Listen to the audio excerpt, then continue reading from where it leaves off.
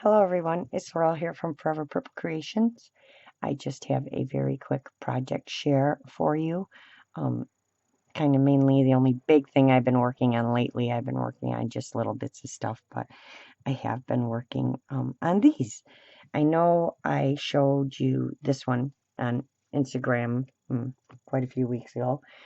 All these are done using tailor-made journals, the vintage ephemera postcard or vintage ephemera um, cabinet cards, postcards. I forget what the endings. Sorry, I have so many digitals I can't always remember the full name, but I will put it in the description box below. So these are using some of the images from that. And I had originally cut all these out to do the cabinet cards, which is the video I shared. And then I was going to put these on the cabinet cards like this because I have to just make everything way complicated. Um, And then I decided to just make some of these like this. I may make more and put them on cards or in journals like this. I'm quite sure I'll make more. These are very time consuming. This is done with thread the size of, regular thread that you put in your sewing machine. So it is, I mean, if you can see that picot, that's how thin the thread is. So they are super time consuming. And I can't just sit and do them, you know, nonstop because it does get, especially when you make a mistake. And I start paying attention so much that I make a mistake, and then you're backtracking. And it is not like crochet. It is very hard to pull these back out when you make a mistake. Um, so I have to take a rest in between them. So each one is done. The shapes are a little different, except for two of them. Two are ovals, and I may have changed the count in the picots on the two oval ones. And then on this one, the shape of it is actually this shape that you see. It curves and has a point, and then curves and has a point. So trying to measure around that to do tatting was a whole nother project. And then I did the picots way different on this one, which I really love them like this. It just really adds to it. And I love this framed look. I don't know what you would call this. It was just something I tried and it worked out. It's a little hard to do too. The ovals are done with just the blanket stitch, and then I used a darker color. On these it's a little bit darker color, but not much, and the lighting is really weird in my room today. I have a new webcam clip and it actually screws on there, so if I bump my webcam it won't fall on the floor anymore. And then this one I did that same border stitching on, and this one's a square, and that just the corners were curved a little bit. So that's that one. And this one's coming in really bright for some reason. I don't know why. Maybe if I hold it there. I know it's so tiny. I'll try and pull it up. Let me see if I can get my autofocus on, and then show you guys, because I'm gonna have to adjust the, the the focus here. And I don't have my mouse, so I'm trying to figure out how to do this with my finger on my computer. So, oh, there we go. Let's try this. So if I bring that in and bring this up, does that help? There you go. Now you can see them up close. But you can see how tiny the stitches are. And that's that one. And then I'll bring this one up.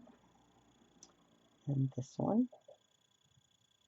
I just think they turned out really pretty. Again, these are all done on fabric, and they have a little bit of batting to give them a little bit of dimension. I just wanted to try something different. And I mean, I tat around stuff, but not usually like this, especially when it's shaped, and to make sure that the large picots were in the corners is, the measuring is, and making sure it's all going to fit is a little difficult. But that one, I think this one's probably my favorite. I don't know, there's just something about all those teeny tiny little picots all around there that I really like. So, and I love this border trim like this. So that's that one. And this one I really like too. It's just the tinier and the more picots, the more dainty it is. So, like I said, extremely hard to work with thread that small. But, I like stressing myself out, or like a challenge, or like things that aren't really simple, I guess. I've learned that, so it's all good. This is the kind of stuff that makes me happy. It takes a long time, but this is the kind of stuff that makes me happy. So I probably will be doing more of these. I have so many of them that I printed out, and I may actually add them to some of the cards, and I did get those finished, so I will put up a quick short video and show you guys all the ones that I finished on that as well, and maybe I'll add these to some cards.